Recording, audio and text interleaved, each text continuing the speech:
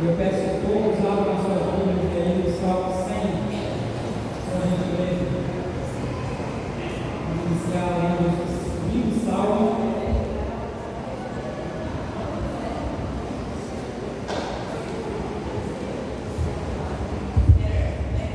Diante de toda essa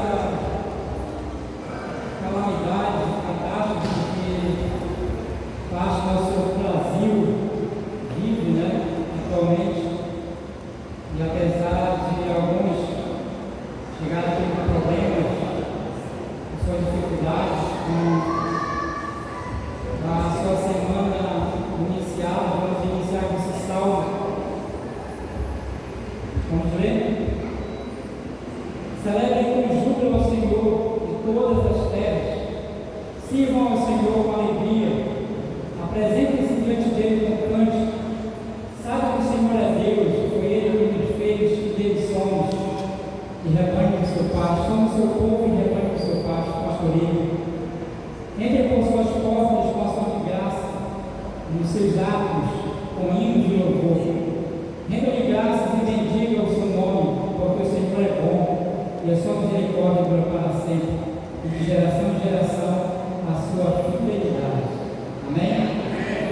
Lembramos desse salmo e com oração, com gratidão, com alegria, né? Rendemos de graça ao Senhor nessa noite. Senhor nosso Deus, Pai, lembra agora há pouco que nós somos o teu pastoreio. Tu és o nosso Senhor, tu és o nosso Deus. Estamos aqui reunidos para te render graças, louvor, porque tu és bom e a tua misericórdia dura para sempre. Tu nos conduziu aqui, Senhor, nessa noite para te adorar, para te exaltar, Senhor, a beleza da tua santidade. Senhor, sei que tu estás presente, porque tu disseste que onde tiver um ou dois ou três reunidos em teu nome, ali tu estás, Senhor. Em teu nome nós rendemos graça. Amém. Olha.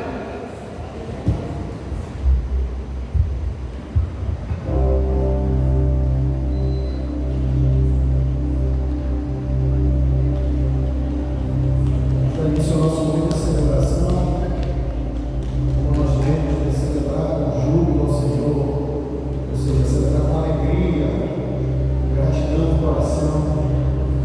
Por isso que nós estamos aqui, celebrar ao nosso Deus único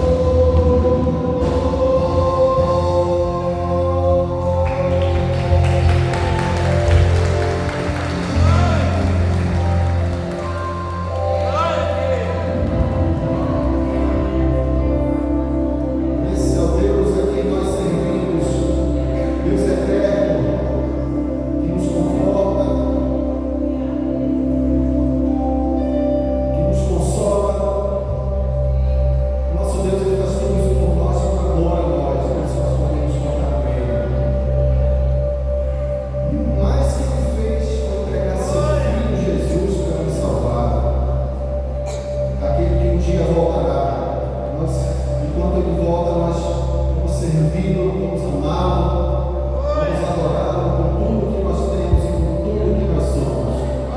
Então nós vamos cantar aquele refrão que é bonito, que diz glória, glória, aleluia, vencer e vem Jesus, né?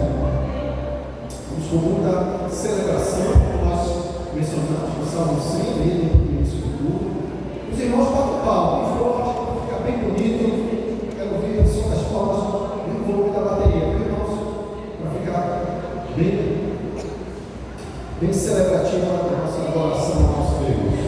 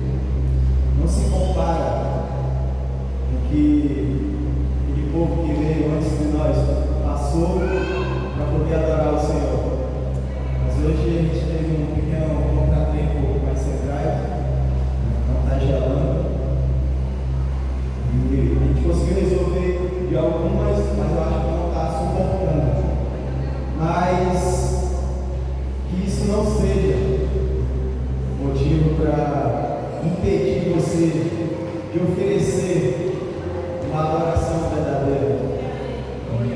Como você acabou de orar, através dessa canção, dizendo: Tu és bom. Hoje, eu creio que nós, como igreja, a gente está tendo um privilégio de estar aqui, mesmo quente, mesmo no calor, mesmo suado, algumas mulheres, né? É terrível isso, mas aqui é um privilégio você poder oferecer ao Senhor a sua adoração, a sua vida em sacrifício ao Senhor. Amém?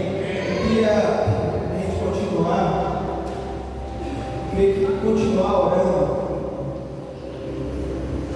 Quero que você feche seus olhos.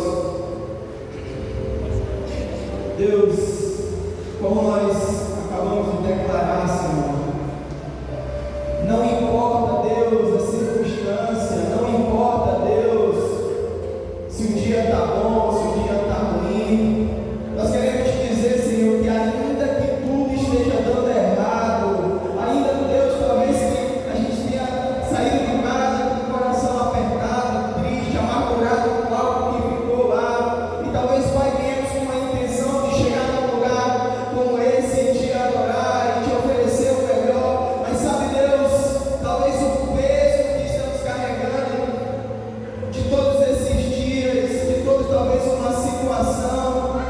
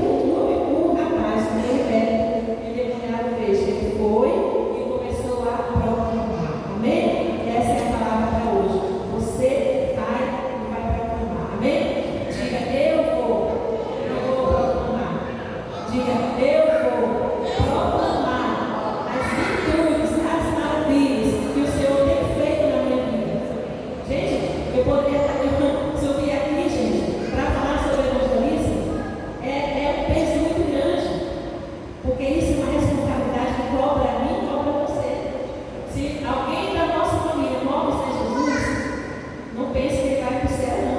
Infelizmente, né? E a gente vai ficar, oh meu Deus, por que eu fiquei com vergonha, por que eu não falei? Então, vamos proclamar o Evangelho de Deus.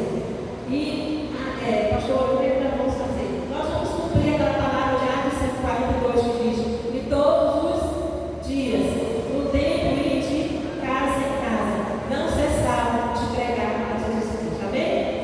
Se você não abrir a porta da sua casa, vai ser no domingo de novo, o pastor Eduardo falando, no outro domingo, o presbítero Marcelo falando, né? Aí no outro domingo vem a Henrique, no outro domingo vem o Elson.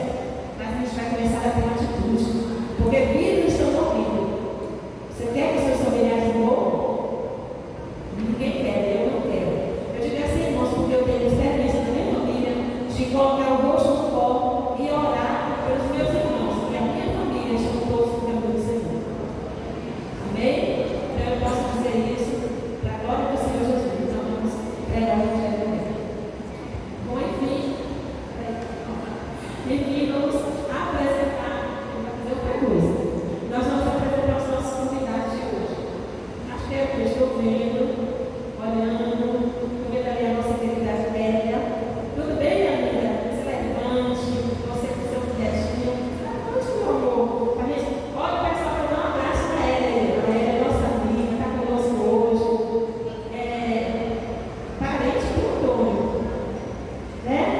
Vamos, gente, aplausos. Aquela alegria. Glória a Deus. Amém para a vida da Ela, está conosco. Está no Japão, no Brasil, está no Japão, glória a Deus, amém. Mais alguém, porque na parte que já veio, né, Marcelo? Nosso amigo lá atrás. Então, mais alguém que nos visitando nessa noite, acho que não, né? Que o Senhor nos abençoe, amém, amados? E que você e eu possamos abrir a porta da nossa casa. Vizinho, pode fazer oração. Vizinho, toma aquele amigo e a sua família precisa ser salva.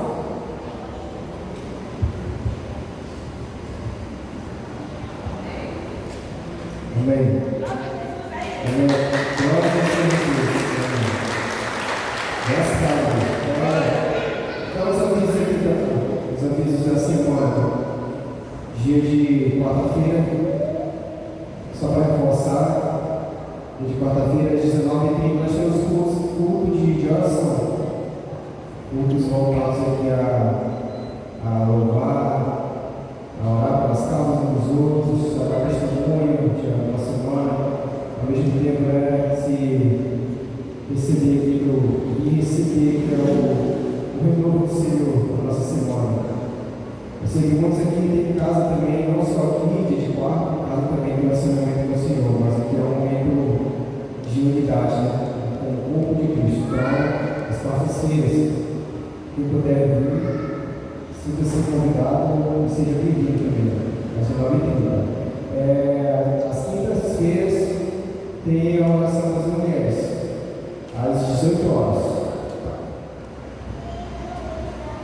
Às 18 horas, a oração das mulheres. Às 18 horas, desculpa.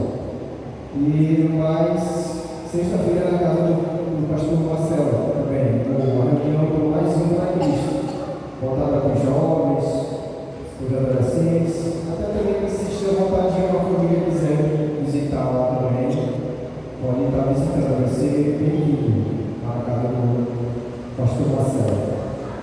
No mais, vou orar agora pelos dízimos, né? Agora, de trazer do Senhor aquilo que é para a manutenção da sua casa, aquilo para que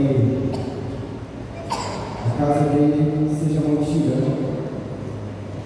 Amém?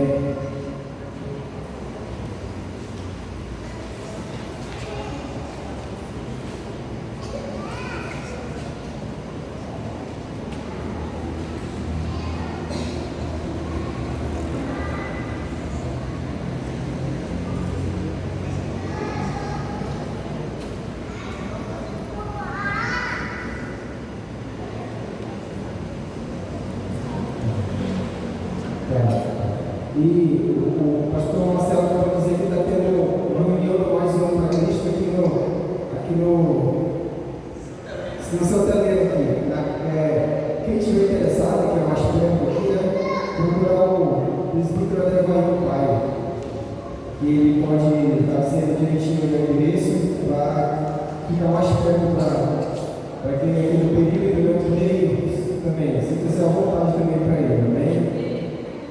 Amém. É assim. Aleluia. Aleluia, Senhor. Quando os irmãos vão pegar, eu vou orar pelas ofertas, amém? Senhor Deus, abençoa, Senhor.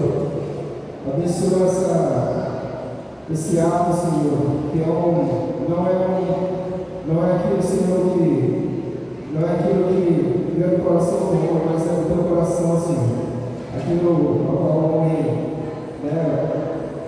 o fruto do seu trabalho, que vem aqui na tua casa, e que o Senhor possa estar abençoando esses dízimos e essas ofertas, e aquelas pessoas que têm vontade, Senhor, no coração, que o Senhor possa estar abençoando, abrindo uma porta de emprego, abrindo uma oportunidade, aquele que é empresário, que continue, Senhor, abençoando, para que a nossa casa esteja sempre sendo mantida, Senhor, e só por ele, Senhor Deus, porque o Senhor é o dono da prata, e o Senhor é o único que pode nos trazer sempre o que necessitamos. É o que eu te peço em nome de Jesus, amém? Vamos agora subir o pastor Eduardo, que vai nos dar a palavra hoje. Amém? Muito obrigado. E as crianças já podem se dirigir às tá? Com as professoras já estão ali agora, vocês já podem ir para a essa mesa, as crianças. Amém? Aleluia. Vamos dar todos com a graça e a paz do Senhor. Amém, meus amados? Quantos estão felizes com Jesus? Jesus é bom demais. Amém? Nos dá a oportunidade de poder estar na sua presença, na sua casa, o seu tabernáculo, para juntos podermos cultuar ao Senhor, bem dizer o nome do Senhor. Amém? Jesus nunca despediu ninguém de mãos vazias. Amém? Não significa dizer que você vai sair daqui com a sua bênção na mão. Amém, queridos? Você vai chegar na manhã, não sei como você veio para o povo hoje, não sei qual é a tua preocupação, não sei o que você tem de compromisso na manhã, mas se você é um servo de Deus, se você realmente está ancorado em Deus, então saiba que Ele é poderoso para fazer mais do que nós pedimos ou pensamos. Às vezes nós duvidamos do que Deus é capaz de fazer, mas Ele vem e nos surpreende. Amém, queridos? Deus, Ele sempre nos surpreende. Amém? Abra a Bíblia em Atos, capítulo 2, versículo 42. Atos, capítulo 2, versículo de número 42. Louvado seja Deus. Quero falar com o irmão hoje acerca da comunhão que a igreja precisa ter, e é muito importante para o bom andamento da obra do Senhor. Aleluia. Atos 2,42. Perseveravam na doutrina dos apóstolos, na comunhão, no partir do pão e nas orações. Senhor Deus, nós estamos na tua casa nessa noite, Senhor, para prestar um culto ao Senhor, para celebrar as vitórias que o Senhor tem dado às nossas vidas, Senhor. Aí, querido, agora nós queremos pedir que o Senhor continue falando conosco nessa noite, mas agora através da tua santa palavra, Senhor, em nome de Jesus.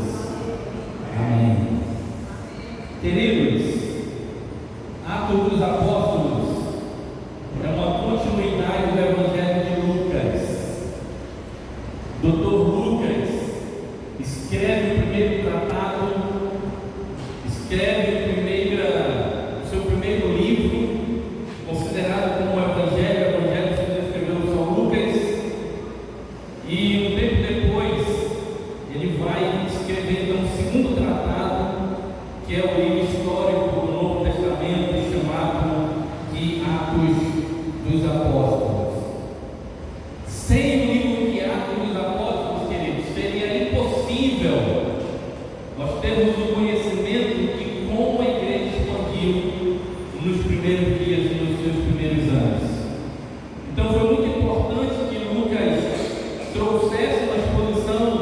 sistemática de tudo que ele pesquisou acerca do Senhor Jesus.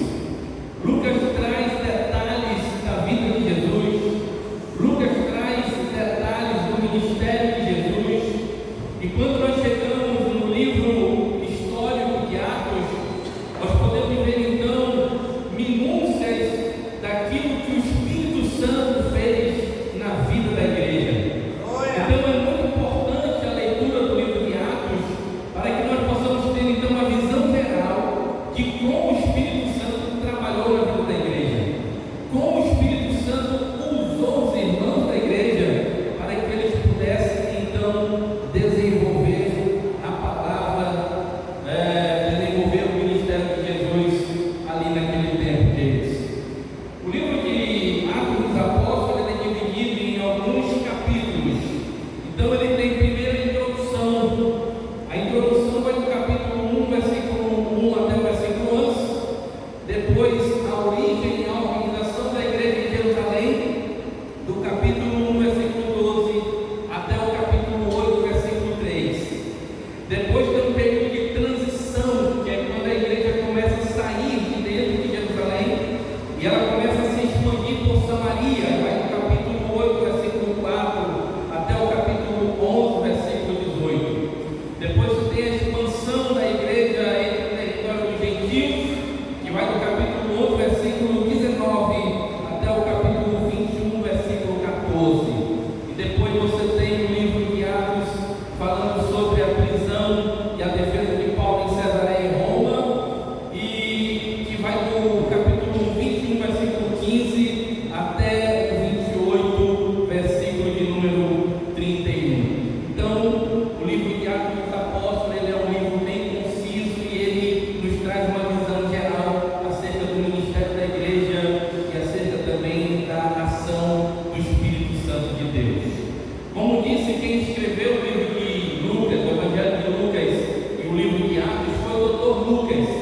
Dr. Lucas foi um médico, né? Estudou medicina, tinha lá o seu trabalho nessa área, e um grande amigo de Paulo. Quando Paulo se converte, queridos, você sabe que Paulo, ele está comprometido em anunciar. Paulo, ele sente uma chamada de Deus em anunciar a palavra, em sair pelos quatro cantos da terra, anunciando a palavra, pregando a palavra. E na primeira viagem missionária que Paulo está para fazer, ele convida o Dr. Lucas, que até então não era convertido ainda ao cristianismo, mas tinha uma grande amizade com Paulo. Então, claro, Paulo vai fazer uma viagem, vai andar pela Ásia, vai chegar até a Europa, então ele pensa, preciso levar alguém que conheça de medicina, alguém que conheça de saúde, porque com certeza nós vamos precisar na caravana. E Paulo, que eles convida então o Dr. Lucas, e o Dr. Lucas aceita o convite. Ele segue junto com Paulo nas viagens.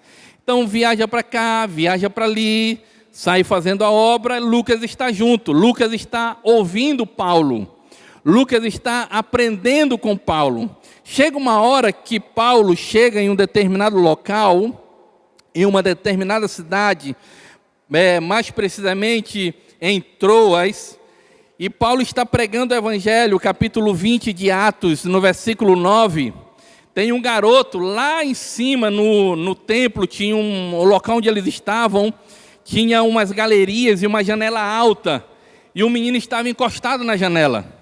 Diz a Bíblia que Paulo está pregando, Paulo está anunciando o Evangelho de Cristo, e já é quase meia-noite, quando de repente o menino dorme. Você lembra que ele dorme? E quando ele dorme, diz a Bíblia que ele cai da janela. E quando ele cai da janela, ele é tido como morto.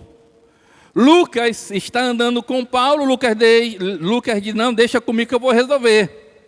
E Lucas chega, vai lá e faz ali os primeiros socorros e tudo, e diz, realmente, não tem jeito, morreu. Lucas dá o diagnóstico. E Saulo vai até onde está o rapaz, caído ao chão, e Paulo diz, esse rapaz não está morto. Mas Lucas é o médico. E Lucas diz, não, Paulo, está morto. E Paulo diz, não está. E diz a Bíblia, queridos, que Paulo ora pelo rapaz, ministra uma palavra na vida daquele rapaz, e o rapaz volta à consciência, volta à vida, e o nome do Senhor é aplaudido naquele dia. Amém, meus amados? Aleluia! Aquele dia foi marcante para o Dr. Lucas. Por quê? Porque a medicina não pôde resolver o problema daquele garoto. Irmão, tem coisas que as coisas dessa terra não conseguem resolver. Não é dinheiro, não é medicina, tem médico que resolve. Mas quando Jesus chega para mudar a situação. Foi isso que aconteceu. E o Dr. Lucas foi impactado pelo poder do Evangelho do Senhor. E é por essa razão que o Dr. Lucas se converte a Cristo. Ele vê algo que ele nunca tinha visto na vida, não é? E ele consegue constatar então o poder de Deus, e a partir de agora ele está mais comprometido em sair com Paulo, em anunciar a palavra do Senhor. E uma coisa interessante, queridos, que Lucas viaja com Paulo e fica com Paulo até o último momento. Paulo diz assim, somente Lucas está comigo. 2 Timóteo capítulo 4, versículo 11. Todos me abandonaram, eu estou preso, mas Lucas está comigo. Amém, queridos? Você pode dar uma salva de palmas para a comunhão que Lucas tinha com Paulo. Lucas está comigo. Então, queridos, o livro de Atos dos Apóstolos, queridos, ele vai mostrar para todos nós a manifestação do Espírito Santo. Nunca o Espírito Santo esteve tão atuante no Novo Testamento como no livro de Atos, como na vida da igreja. Você sabe que no Antigo Testamento o Espírito Santo atuou na vida dos profetas, na vida dos antepassados, dos patriarcas Abraão, Isaac, Jacó, na vida dos juízes, não é? Na vida dos profetas. Então o Espírito Santo tinha uma atuação no Antigo Testamento, mas aqui no Novo Testamento ele aparece forte no livro de Atos. Atos capítulo 1, a partir do versículo 4, é anunciado de que os discípulos precisam ficar em Jerusalém. Olha, ficai em Jerusalém, até que do alto vocês sejam revestidos do poder de Deus. Amém? E eles ficam em Jerusalém. Queridos, Jesus, quando esteve aqui na terra, ele apareceu para aproximadamente, quando ele ressuscita, ele aparece para aproximadamente 500 pessoas. 500 pessoas têm a oportunidade de ver Jesus ressuscitado, de conversar com Jesus, de ter experiências com Jesus, não é? Após todo aquele drama do Calvário. Só que quando essas pessoas ouvem determinadas palavras, você percebe que somente 120 perseveram. A Bíblia diz que lá no pináculo do templo só haviam quase 120 pessoas. Então ficaram congregadas, ficaram na fé, ficaram reunidos, um grupo pequeno, 120 pessoas, mas que acreditaram na palavra, que acreditaram na profecia. E diz a Bíblia que eles estavam orando, que eles estavam cultuando, eles estavam em comunhão com Cristo, esperando a profecia, esperando o cumprimento da promessa. E diz a Bíblia que de repente entrou naquele lugar um vento veemente e impetuoso. Foram vistas em cima de cada um deles algo como um fogo sobre as suas cabeças. E eles foram batizados pelo Espírito Santo de Deus. Eles foram cheios do poder de Deus. E agora eles são avivados. E agora eles são renovados. E agora eles têm ousadia para poder anunciar o Evangelho. Você lembra que Pedro, antes de ser revestido do poder, Pedro está negando. Pedro diz que não conhece, Pedro diz que nunca viu, mas agora, depois que ele recebe esse poder de Deus, então ele se levanta no meio da multidão e diz: esse povo não está embriagado, mas é o que disse o profeta Joel, isso aqui é cumprimento da promessa de Deus. E as pessoas que ouvem a Pedro perguntam: então o que nós podemos fazer para que nós sejamos salvos? E Pedro diz então: crer em Jesus e vocês serão, arrependei-vos e crede em Jesus e vocês terão seus pecados perdoados. Eles se arrependem, eles creem em Jesus, e diz a Bíblia que quase 3.000 almas aceitam a Jesus no discurso de Pedro. No capítulo 4, a igreja está em evidência, a igreja está anunciando a palavra, 5.000 almas estão agora servindo a Jesus, e eles estão no mover do Espírito Santo de Deus. Amém? Então o livro de Atos mostra muito isso. Capítulo 8, por exemplo, Filipe está em um determinado local, diácono da igreja, e o Senhor aparece a Filipe e diz: olha, vai para a cidade de Gaza que está deserta. E ele vai até Gaza e fica lá esperando. Daqui a pouco vem uma carruagem, e aí nessa carruagem o eunuco da rainha de Candace, e ele vem lendo o livro do profeta Isaías, e ele vem dizendo: ele foi oprimido pelas nossas dores, o castigo que nos traz a paz estava sobre ele, nós olhamos para ele e não víamos beleza alguma. E aí o Espírito Santo disse para Felipe: te aproxima desse carro. E o Felipe chega junto do carro e diz assim: ei, você entende o que você está lendo? E aí o eunuco diz para ele: como eu posso entender se ninguém me explica? E ele fala: então posso subir com você? Pode. E ele começa a explicar. Ele pergunta: de quem esse profeta está falando? É dele mesmo? E aí Felipe diz: não, ele está falando de Jesus. Aleluia. Querida pastora Vera disse aqui agora há pouco que nós temos que falar de Jesus, nós temos que anunciar a Jesus, nós temos que pregar a Jesus, não um Jesus morto, não um Jesus derrotado, mas um Jesus que ressuscitou. Amém? E ele prega sobre Jesus, e ele fala acerca de Jesus, no poder do Espírito Santo, e ele fala sobre batismo também.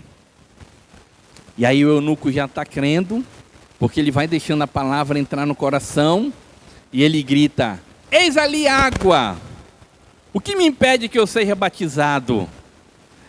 E o Felipe diz para ele: olha, se tu crer, tudo é possível.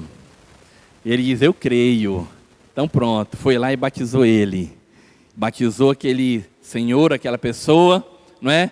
Diz a Bíblia que o Espírito Santo arrebatou Felipe, pensa que não, ele já estava em outro canto, o eunuco foi embora.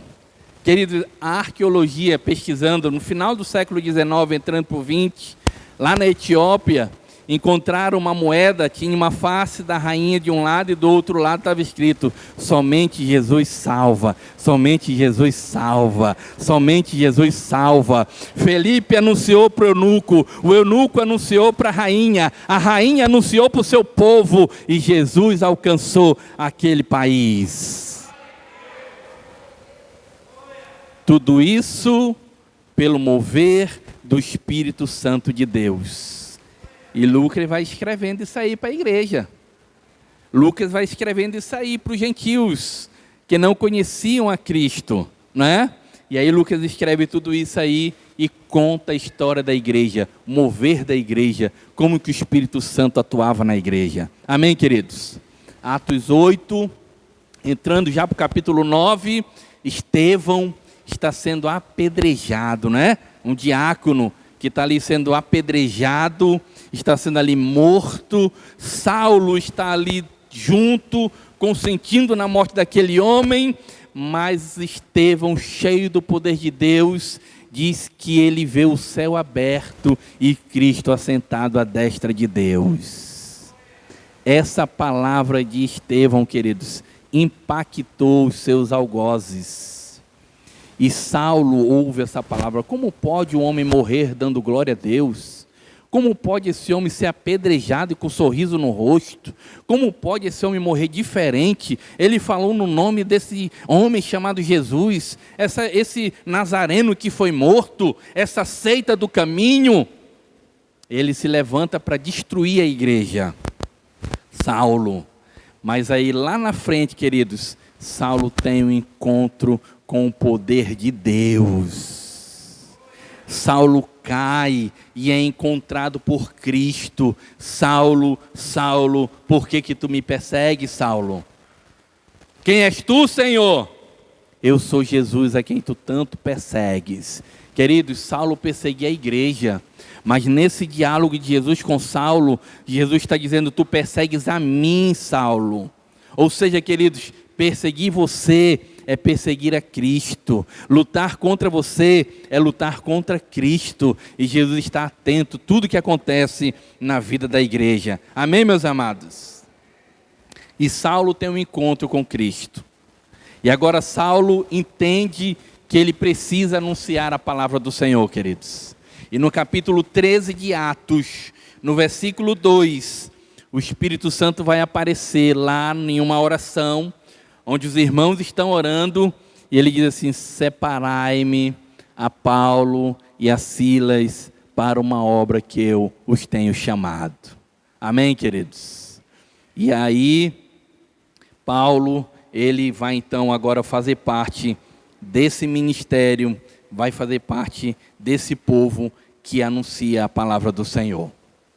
E na unção do Espírito Santo de Deus, Saulo vai sair para pregar a palavra.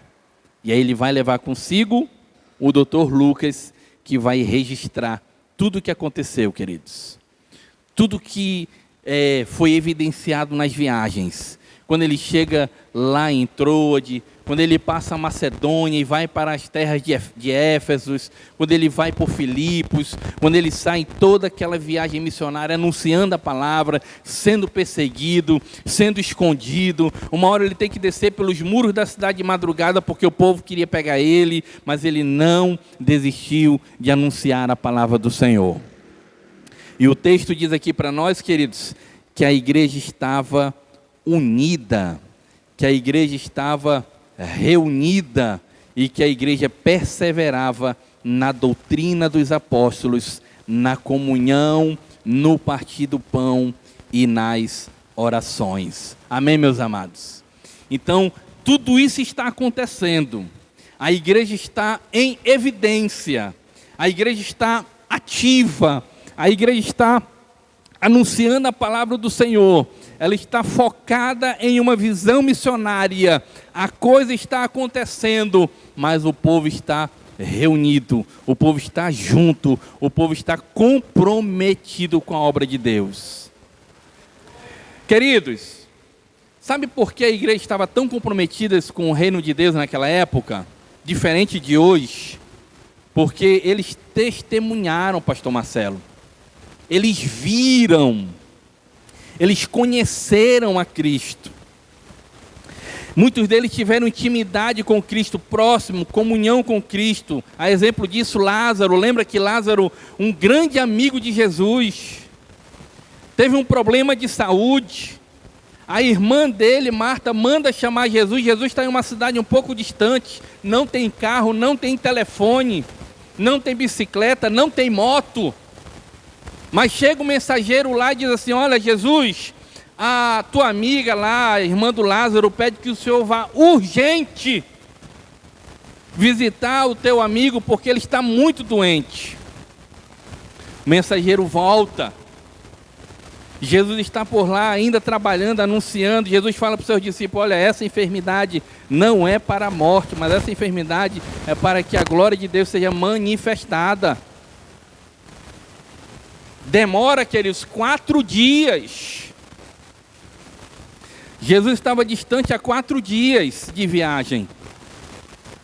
Jesus chega lá na aldeia onde eles moravam. Marta está lá na porta chorando, ainda em luto. Maria, Marta estão ali, não é? Chorosos, pensativos, não é? Tristes. E quando eles veem Jesus chegando, imagina Jesus chegando. Você que já foi em roça, você sabe que roça tem lá o patrimônio, não é assim? Geralmente as colônias têm um patrimônio, que onde fica tipo uma sede ali da colônia, onde os colônios levam as suas produções lá para o patrimônio, e do patrimônio que chegam os caminhões para poder trazer e escoar a mercadoria para a rua. Então você sabe que roça é um negócio assim, muito rústico. E Jesus ele vem caminhando ali, vem no caminho ali e tal, com os discípulos, 12 discípulos junto com ele. Parece que eu estou vendo a cena, queridos. A Maria se levanta do batente da porta, vai correndo onde está Jesus, se joga no chão. E diz assim: Jesus, se o Senhor estivesse aqui, o meu irmão não teria morrido. E ela começa a chorar. E Jesus olha para ela e a Bíblia diz assim: e Jesus chorou. Jesus chorou, queridos. E Jesus diz assim: onde foi que colocaram ele? E aí a Marta diz assim: mas Jesus não tem mais jeito, já tem 4 dias. Já cheira até mal. Jesus disse: não, mas eu não estou perguntando se está cheirando ou se está fedendo. Onde foi que colocaram ele? E Jesus vai para lá, queridos. E a multidão vai junto com ele. E quando Jesus chega lá diante do sepulcro, Jesus diz assim: tirai a pedra.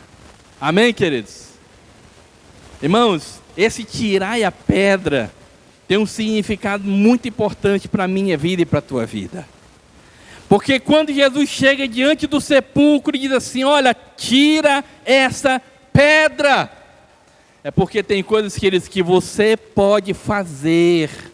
Tirar a pedra é com você, chamar o Lázaro é com ele. E quando eles tiram a pedra, Jesus diz para o morto: Lázaro, venha para fora. Aleluia! Glória a Deus! Lá vem o morto. O morto vem assim, irmão. Por que ele vem assim?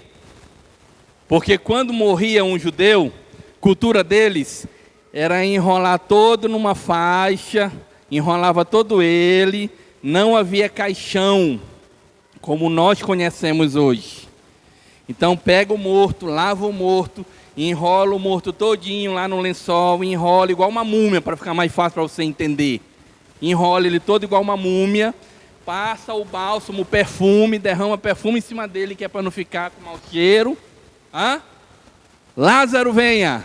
Queridos, só Deus, irmão.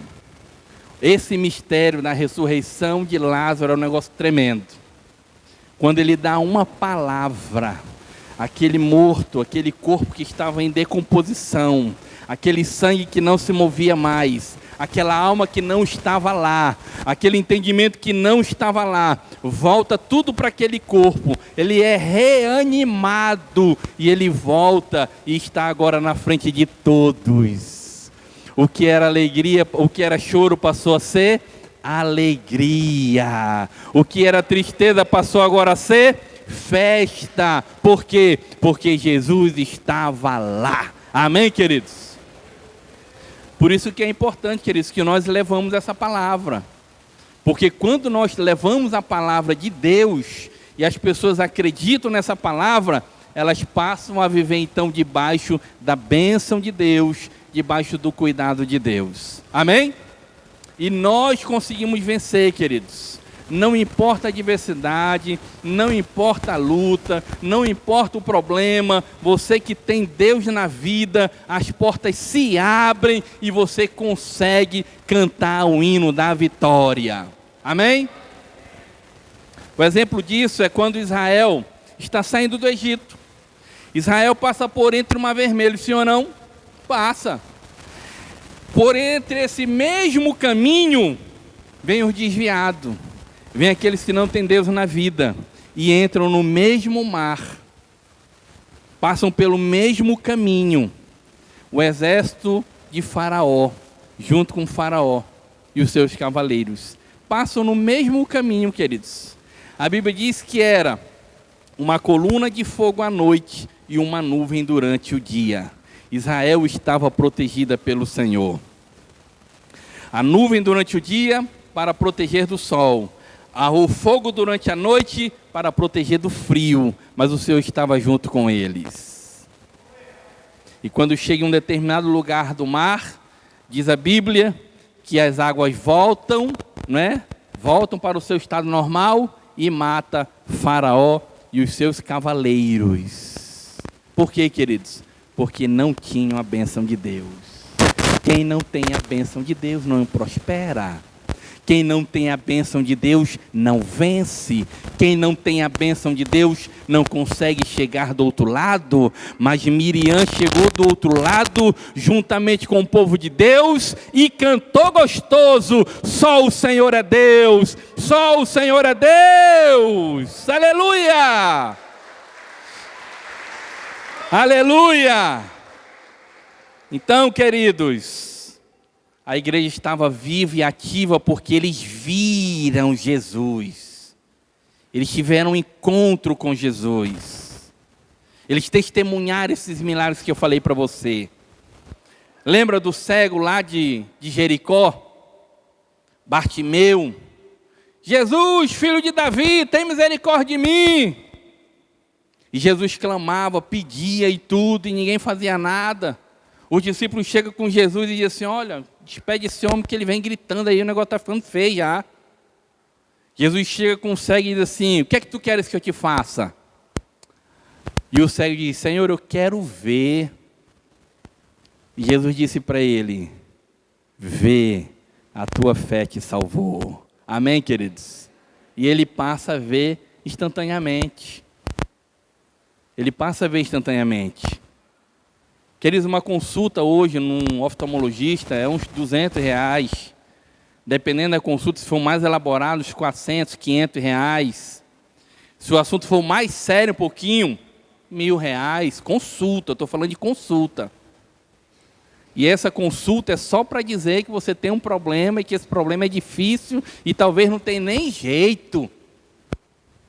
Você paga R$1.000 para o médico falar para você: sinto muito, não tem jeito. E o Bartimeu chegou com Jesus e disse: eu quero ver. E Jesus disse: vê, a tua fé te salvou. Amém, querido? Você pode aplaudir o Senhor por causa disso? Ele só diz isso: vê, a tua fé te salvou. Então, por isso a igreja primitiva, queridos, tinha tanta ousadia em testemunhar do amor de Deus. Porque eles viram Jesus subir. Eles testemunharam Jesus subindo. Eles achavam que Jesus iria voltar. Como eles viram Jesus subindo, então eles achavam, irmão Luciano, que ele iria voltar por aqueles dias. Por isso que eles estavam naquela veemência toda, naquele poder todo. A história diz, queridos, que a igreja, ela viveu em comunhão plena com Deus. Plena, plena, plena, sem pecado, sem mancha, até o ano de 196 depois de Cristo. Qual foi o ano?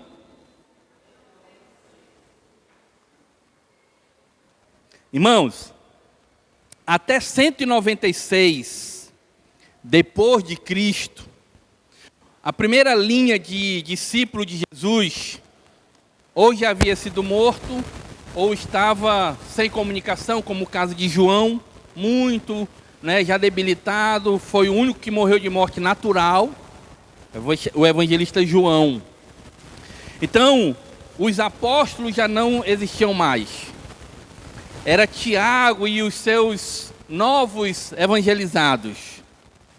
Então, não se tinha mais os apóstolos presentes com o povo. Como é que eu diria assim? A filosofia da época bombardeava a mentalidade da igreja. 196, quase 100 anos depois da subida da assunção de Cristo, os apóstolos todos morreram, não tem mais aqueles que faziam parte ali da linha de frente, como lá no passado. Aí começa a adentrar a igreja o paganismo. Começa a adentrar a igreja as filosofias mundanas da época. Por exemplo, panteísmo. Panteísmo, ele é uma ciência religiosa que até hoje permanece. E o panteísmo entrava na igreja dizendo que tudo era Deus e que Deus era tudo. Por isso que Paulo escreve aos Colossenses falando que não é assim. Que Cristo, ele é o cabeça da igreja.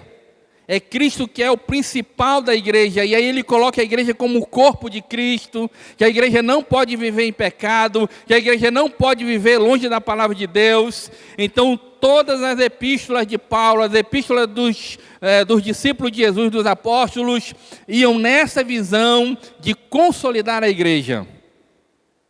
Porque não havia, a igreja primitiva, ela não tinha templos como nós temos hoje. Eram de casa em casa que eles tratavam as coisas. O Império Romano está oprimindo a igreja. O Império Romano está tentando sufocar a igreja, acabar com a igreja. E por causa disso, muitos deles vão abandonando a fé. Muitos deles vão deixando Jesus de lado, vão esfriando. Paulo, quando estava na igreja, ele disse em Atos capítulo 20, versículo 28. Bora ver lá o que Paulo disse em Atos 20, 28. Olha o que Paulo fala, irmãos. Paulo, ele sabe do que vai acontecer no futuro. E Paulo traz uma revelação no capítulo 20, versículo 28, dizendo o seguinte: olhai por vós e por todo o rebanho sobre o qual o Espírito Santo vos constituiu bispo para apacentartes a igreja de Deus que ele resgatou com seu próprio sangue. Porque eu sei isso. Olha o que Paulo vai dizer, queridos. Que depois da minha partida entrarão no meio de vós lobos cruéis que não perdoarão o rebanho, e que dentre vós mesmo, do meio da igreja, se levantarão homens que farão coisas perversas para atraírem os discípulos após si. Portanto, vigiai e lembrai-vos de que durante 3 anos não cessei noite e dia de admoestar com lágrimas a cada um de vocês. Agora, pois, irmãos, encomendo-vos a Deus e a palavra da sua graça, a Ele que é poderoso para vos edificar e dar herança entre todos os santificados. E aí Paulo vai trazer, queridos, um pouco mais de ensinamento para a igreja. Mas a igreja agora ela está sendo perseguida. A igreja está sendo agora maltratada. E agora o ano é 300 depois de Cristo. E a igreja começa a perder a sua força. O Império Romano percebe que, como ele não consegue destruir a igreja, o que é que ele vai fazer? Ele vai abraçar a igreja. Só que ele vai abraçar a igreja da seguinte forma: ele vai dar benesses à igreja, mas ele vai querer que o culto e as coisas, a organização do culto, seja do jeito dele. E agora, queridos, a igreja não é mais uma igreja santa. A igreja não é mais uma igreja 100% pura. Ela foi contaminada. Por quê? Porque o tempo passou, Jesus não voltou, e aí a igreja desanimou. O povo foi desanimando. Mas, queridos, a Bíblia vai contar que existe o remanescente. E é o remanescente que vai surgindo após as friezas, as fases de frieza que a igreja passa. E esse remanescente consegue sobreviver ao século 21, consegue sobreviver à nossa era. Amém, queridos? Mas eles estavam empolgados por causa disso. Por isso que hoje é um pouco difícil das pessoas, até mesmo de igrejas, se levantarem e sair para anunciar a palavra. Porque já são mais de 2000 anos, queridos, que Jesus voltou para o Pai. São mais de 2000 anos. Tem gente, pastora Vera, que nem acredita mais em Jesus. Tem gente que nem acredita mais na Bíblia.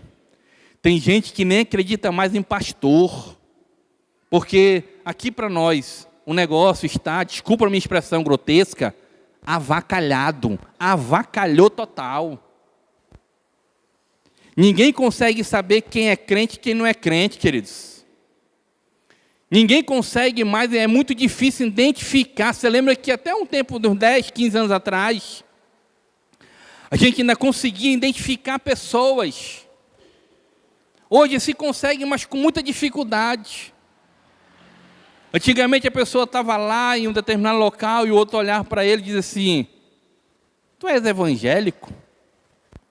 E o camarada dizia assim: olha, lavado, redimido e santificado pela palavra de Deus. E o outro dizia: então, a paz do Senhor, meu irmão, eu vi que realmente tem algo diferente no Senhor. Mas hoje o negócio está meio complicado, irmão. Hoje é necessário a gente estar falando: irmão, vamos evangelizar, irmão, vamos anunciar a palavra, irmão, porque não sei o quê, irmão, porque Jesus vai voltar e tal. E às vezes as pessoas parecem que não acreditam muito. Não é discurso, irmão. Não pode ser só discurso. A igreja primitiva, ela estava ali atuante, ela estava ali viva, ela estava ali botando mesmo para acontecer, porque ela tinha testemunhado da fé em Cristo. Mas hoje, quando nós observamos o mundo moderno, quando nós observamos como que a igreja está atuando no planeta, parece que ela está quase perdendo o sabor. Mas, querido, eu quero dizer para você nessa noite, em nome de Jesus, essa igreja não vai perder o sabor. Ela vai continuar sendo sal e luz para essa cidade. Ela vai continuar sendo sal e luz para esse povo. Ela vai continuar testemunhando do amor de Deus. E se você acredita nisso, dá um glória a Deus e diga para o Senhor: eu vou falar do amor de Deus. Queridos, porque nós sabemos em quem nós temos crido. Amém? Volta lá para Atos, capítulo 2. Irmãos, Atos 2:42 é a base, é o fundamento, é o pilar da vida da igreja, queridos. Olha o que diz aqui o texto: eles perseveravam na doutrina dos apóstolos. Significa isso, então, que não era um ensino comum, mas era um ensino baseado na vida e nos ensinamentos de Jesus. Era uma doutrina crucial para a formação espiritual e o crescimento da fé dos novos crentes. Irmão, a mensagem que nós pregamos aqui não é uma mensagem daqui da terra, mas é uma mensagem do céu. É uma mensagem que vem de Deus. Aqui nós não estamos como coach, como pessoas que vão impulsionar um auditório, comover um auditório, mas nós estamos aqui, Deus levantou pastores aqui nesse lugar para continuar falando do amor de Deus, continuar falando da responsabilidade que a igreja precisa ter como igreja. E nós estamos aqui aprendendo os ensinos de Jesus, amém?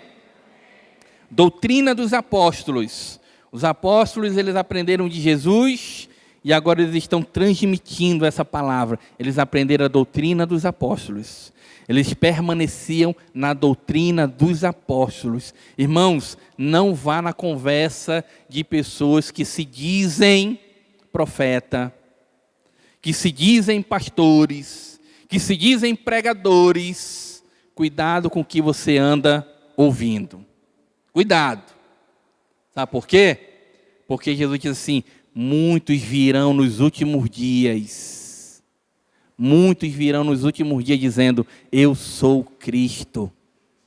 E a Bíblia diz assim: olha, ei-lo ali, ei-lo ali. Foi Jesus quem falou. Quando estava ainda na terra, ele diz assim: olha, eles vão dizer: Jesus está ali, Jesus está acolá. Jesus disse: não acrediteis. Há uma hora que Jesus está falando, irmão, um ensinamento, e aí Jesus diz assim, olha, Jesus vai colocar à parte um grupo de pessoas à direita e à esquerda. Jesus disse que alguém vai chegar diante do Senhor e vai dizer assim, Senhor, mas eu profetizei no teu nome, mas eu curei no teu nome. Você já viu isso na Bíblia? Mas eu expulsei demônio no teu nome, eu operei prodígios e maravilhas no teu nome. O que foi que Jesus revelou para a gente? Que ele ia dizer para essas pessoas que profetizaram, que curaram, que fizeram prodígios e maravilhas, ia dizer para eles, olha, apartai-vos de mim, maldito, eu não vos conheço. Está vendo, irmão? O cara estava pregando, expulsando demônio, operando prodígios e maravilhas, milagres, e Jesus diz, não conheço vocês, não conheço vocês. Apartai-vos de mim, malditos. Hã? Sério negócio, irmão. Então, doutrina dos apóstolos, comunhão. A comunhão ou koinonia em grego significa uma profunda união, participação mútua entre os membros da comunidade cristã. Ela vai além de simples convivência, implicando um compartilhamento genuíno da vida, incluindo recursos, apoios emocionais e espirituais. Irmão, eles tinham comunhão. Comunhão é uma comum união. Amém, queridos? Eles sabiam que cada um precisava, eles dividiam as suas coisas entre si, eles ajudavam um ao outro. Amém, queridos? Significa então o quê? Que nós temos que permanecer nessa visão de comunhão. Continuando. Partir do pão. Esse termo, partir do pão, queridos, refere-se tanto à prática comum das refeições, compartilhada, quanto à celebração da ceia do Senhor. Essas refeições reforçavam os laços comunitários e lembravam constantemente os crentes do sacrifício de Jesus. Lembra que a gente fez um dia desse um juntar de panela aqui? Que a gente trouxe os lanches de tarde no final do culto. Foi interessante, não foi? Não foi legal? Pois eles faziam isso. Eles tinham comunhão, estavam tudo em comum. Comiam junto. Coisa boa, né? Eles comiam juntos, conversavam juntos, sabiam um da vida do outro, não para estar fofocando, queridos. Não para estar falando mal da vida alheia, porque falar mal da vida alheia é abominável. Amém, queridos? Mas eles tinham aqui, olha, partir do pão, eles estavam juntos no partir do pão. Nas orações, a prática regular de oração em conjunto fortalecia a conexão dos crentes com Deus e entre si, promovendo a unidade espiritual e a intercessão mútua. Amém, queridos? Então eles oravam. E a oração, queridos, disse Billy Graham, um grande missionário que já dorme no Senhor, saudoso Billy Graham, pastor Billy Graham. Ele disse o seguinte, guarde essa: a oração é a chave que abre a porta dos tesouros divinos. Amém? Então, queridos, a igreja que ora prospera. O crente que ora prospera. Amém, queridos? Eu poderia contar aqui alguns testemunhos acerca de oração, que eu já recebi bênção por conta da oração. Eu tenho certeza que você também já recebeu bênção por conta da oração. Mas nós precisamos, irmão, estar constantemente em oração. Amém?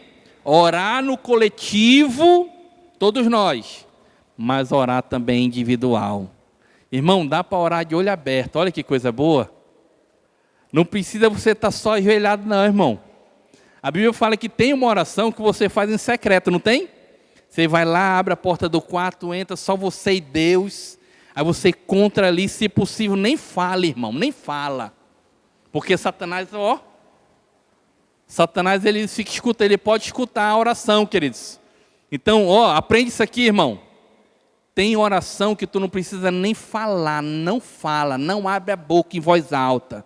Porque se Satanás ouvir, pode atrapalhar. Pastor, é bíblico? Lembra que Daniel estava orando? 21 dias, a gente faz campanha de oração aqui, 21 dias, e Satanás segurar para não descer a bênção, lembra?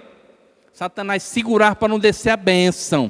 Foi necessário o anjo ir lá e rasgar lá o caminho para que a bênção pudesse chegar para Daniel. Irmão, tem coisa que você é muito importante. Aí você fecha o olho e fala em espírito com Deus, para Satanás não ouvir, porque para ele não atrapalhar. Amém, meus amados? Então você tem a oração no secreto, mas você tem uma oração que pode ser constante de olho aberto. Está na motinha? Está orando em espírito. Está no carro? Está orando em espírito. Está andando? Está orando em espírito. Viu o marginal vindo de lá para cá? Ora, Jesus, me esconde, Jesus. Me esconde esse camarada para que ele nem me veja. Irmão, bandido passa e não te vê. Você é escondido, guardado pelo Senhor. Amém? Então dá para orar até de olho aberto. Não precisa estar de joelho.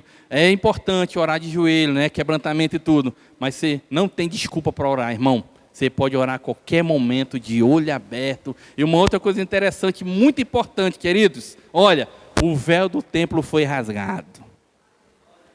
E se o véu do templo foi rasgado, irmão, significa que o sacerdote não entra mais para oferecer perdão pelos nossos pecados. A Bíblia diz assim, chegai-vos diante dele com fé. Amém, queridos?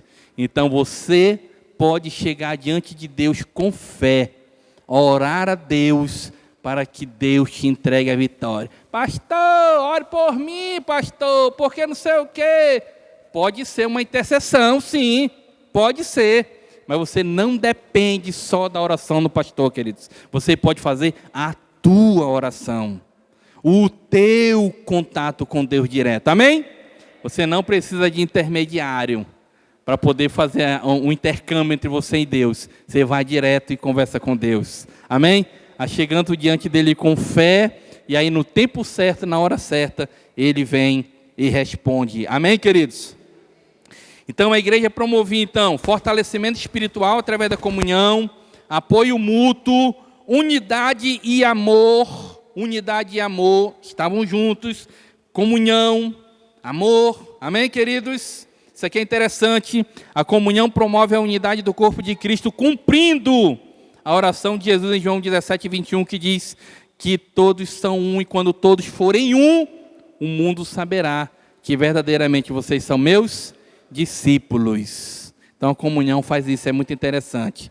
E por último, crescimento espiritual e discipulado, nós aprendemos uns com os outros. Amém, queridos?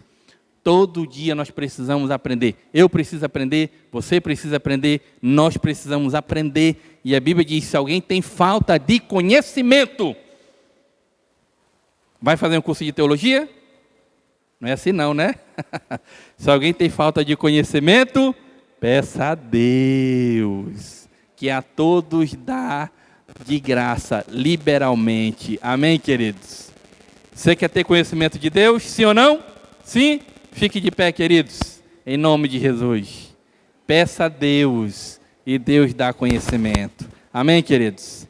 E com esse conhecimento, amados, nós vamos conseguir, então, impactar o mundo com a mensagem do Evangelho. Em resumo, Atos 2:42 não é apenas o descrever da vida da igreja primitiva, mas também serve como modelo para as igrejas contemporâneas, sublinhando a importância da comunhão, da vida comunitária e do desenvolvimento espiritual e a missão da igreja no mundo. Amém, queridos? Perseveravam na doutrina dos apóstolos, na comunhão, no partir do pão e nas orações. Amém? Quero convidar aqui o pastor Marcelo com a sua família. Pastor Marcelo vai viajar, queridos. Então nós vamos já começar a exercer, né? Orar uns pelos outros. Então o pastor Marcelo vai viajar. Queria convidar a sua família para que viesse aqui à frente. Nós vamos fazer essa oração por eles, que vão viajar. Amém? Presbítero Adevaí, por gentileza, chega aqui em cima, presbítero. O presbítero Adevaí vai orar pelo pastor Marcelo, pela sua viagem. E o presbítero Adevaí também vai orar, então, por você, queridos. E você vai orar por você também. Amém? Após a oração do presbítero Adevaí, a nossa reunião estará concluída. Quero agradecer a todos que vieram essa noite participar conosco. Tem alguém para aceitar Jesus, queridos? Tem alguém nessa noite que quer se reconciliar com Jesus, ouviu a palavra e só queria uma oportunidade para se reconciliar? Se tiver, é uma hora oportuna para você. Então venha.